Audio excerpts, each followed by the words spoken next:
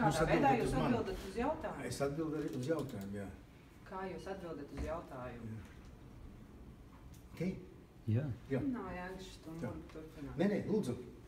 Jautājums bija, ar kuriem augstākās tiesas tiesnešiem esat apspriedis savu apsūdzību? Mans jautājums jums ir, kā tas var būt, kad Latvijas Republikas ģenerāla prokurors Juris var izsaukt it kā neatkarīgu TV kanālu TV3, lai mani intervētu pēc tiesas sēdes. Tas norāda pirmkārt uz to, ka viņš absolūti pārkāp likumu par ģenerālu prokuratūru, par prokuratūru. Otrkārt, tas norāda, ka jūs esat kopēji vienojušies piedalīties Anti-Lemberga kampaņā. Un treškārt, tas nozīmē, ka jums ir koruptīva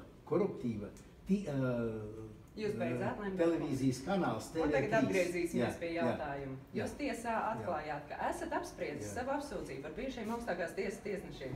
Cik bieži jūs konsultējaties ar viņiem un ar kuriem tieši?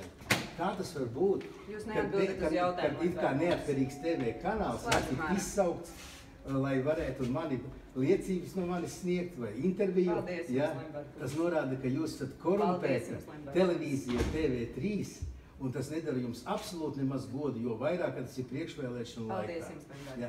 Jūs kā tādus izsūtāmos puikus, es tikko to pateicu, un jūs atskrējāt, lai mani prasītu interviju.